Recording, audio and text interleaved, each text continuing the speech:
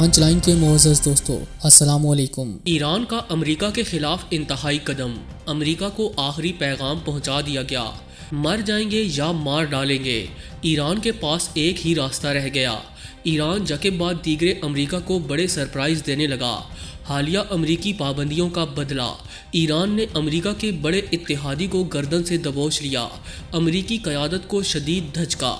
Video میں بتائیں گے کہ امریکی پابندیوں کے بعد ایران اب مر جاؤ یا مار دو کے تحت کام شروع کر چکا ہے، جس کے بعد ایران نے امریکہ کے خلاف ایسا قدم اٹھایا جس کے بارے میں نہ تو ٹرمپ اور نہ ہی جو بائیڈن سرکار سوچ سکتی ہے، اور یہ کہ ایران نے آبنائے ہرمز پر کون سا اہم دعویٰ کیا جس نے امریکہ کے لیے نیا مسئلہ کھڑا کر دیا ہے۔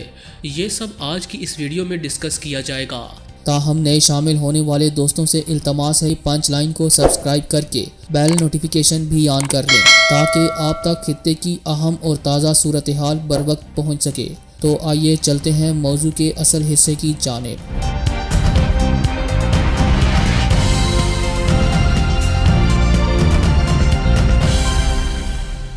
ناظرین گرامی، ایران نے امریکہ کے خلاف کھل کر سامنے آنے کی بجائے اسے پیچیدہ کھیل میں پھنسا کر رسوا کرنے کا سوچ لیا۔ ایران نے آبنائے ہرمز میں جنوبی کوریا کے جہاز کو عملے سمیت اپنی تحویل میں لے لیا۔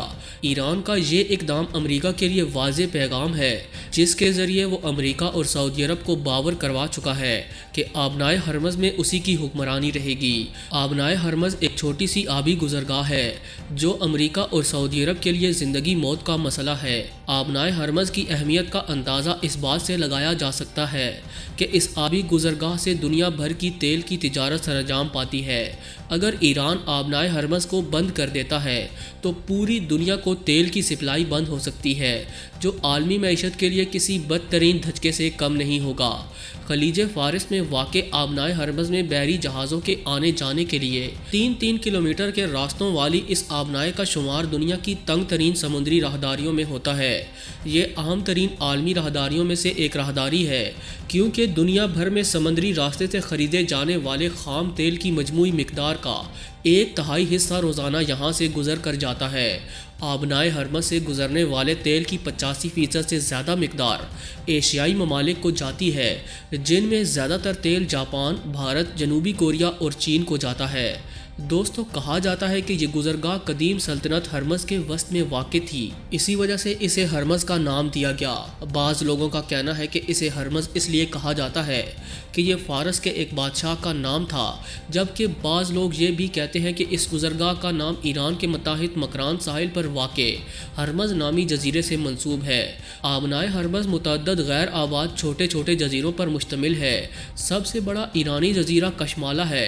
اس کے علاوہ لارک اور ہرمز جزیرے بھی اسی کا حصہ ہیں۔ ایران اور متحدہ عرب امارات کے درمیان تنازع کے باعث بننے والے تینوں جزیرے تنب الکبریٰ، تنب الصغریٰ اور ابو موسیٰ اسی آبنائے سے جڑے ہوئے ہیں۔ آبنائے ہرمز کا عرض 50 کلومیٹر ہے۔ آبنائے ہرمز صرف 60 میٹر گہرا ہے۔ یہاں سے روزانہ 20 تا 30 آئل ٹینکر گزرتے ہیں۔ ہر 6 منٹ میں اوسطاً ایک آئل ٹینکر آبنائے ہرمز عبور کرتا ہے۔ کوئی بھی آبنائے بین الاقوامی قانون کی نظر میں عالمی سمندر کا حصہ ہے۔ ساحلی ممالک کی سلامتی، ان کے امن و امان اور قانون کو نقصان پہنچائے بغیر ہر جہاز کو آبنائے سے گزرنے کا قانونی حق حاصل ہے۔ 30 اپریل 1982 کو سمندری قانون کا بین الاقوامی معاہدہ منظور کیا گیا۔ اس قانون کی دفعہ 38 میں یہ بات شامل ہے کہ تمام جہازوں کو آبنائے ہرمز سمیت بین الاقوامی آبناؤں سے گزرنے کا حق ہے، کسی کو رخنہ اندازی کا اختیار نہیں۔ یہاں سے تجارتی یا فوجی جہازوں کو گزرنے کی آزادی ہے۔ ایران نے سمندری قانون کانفرنس میں آبنائے ہرمز کی نگرانی کا حق دینے کا مطالبہ کیا، جسے کانفرنس کے تمام شرکا نے مسترد کر دیا تھا۔ 30 اپریل 1980 کو منعقدہ سمندری قانون کانفرنس میں بھی ایران نے اپنا مطالبہ دہرایا، جسے تیسری بار مسترد کیا گیا۔ آگے چل کر اپریل 1982 میں آبناؤں کے تحفظ کا بین الاقوامی قانون جاری کر دیا گیا۔ ناظرین گرامی، ایران 1988 سے دھمکی دے رہا ہے کہ اگر اس کے مفادات کو خطرہ لاحق ہوا تو وہ آبنائے ہرمز بند دے گا۔ ایران نے 2008 اور 2012 میں یہ دھمکیاں دہرائیں۔ 2019 میں بھی ایران نے دھمکیوں کا اعادہ کیا، لیکن کبھی ان پر عمل نہیں کیا۔ ماہرین کا کہنا ہے کہ آبنائے ہرمز بند ہونے سے چین کو بھاری نقصان پہنچے گا، جو پوری دنیا میں ایران کا سب سے بڑا تجارتی شراکت دار سمجھا جاتا ہے۔ سعودی عرب، ایران، متحدہ عرب امارات، کویت اور عراق کی بیشتر تیل برآمدات آبنائے ہرمز سے ہو کر گزرتی ہیں۔ قطر سیال گیس کی بیشتر پیداوار اسی راستے سے دنیا بھر کو برآمد کرتا ہے۔ دیکھنے میں یہ آیا ہے کہ جب ایران نے آبنائے ہرمز کو بند کرنے کا عندیہ دیا تو تیل کی قیمت میں اضافہ دیکھنے میں آیا۔ ممکنہ طور پر متاثر ہونے والے ممالک نے آبنائے ہرمز بند ہونے کی صورت میں تیل کی برآمد کے متبادل راستے اپنانے کی تیاریاں کر رکھی ہیں۔ متحدہ عرب امارات نے اماراتی آئل فیلڈ کو بحیرہ عرب سے 240 کلومیٹر طویل پائپ لائن سے جوڑ دیا ہے۔ اس کا مطلب یہ نہیں کہ امارات کے لیے آبنائے ہرمز کی اہمیت ختم یا کم ہو گئی ہو۔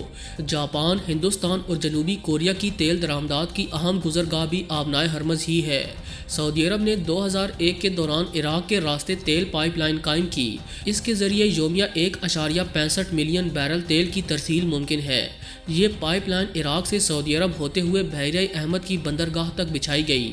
اسے کچھ عرصے کے لیے بند کر دیا گیا تھا تاہم جون 2012 میں اسے بحال کیا گیا۔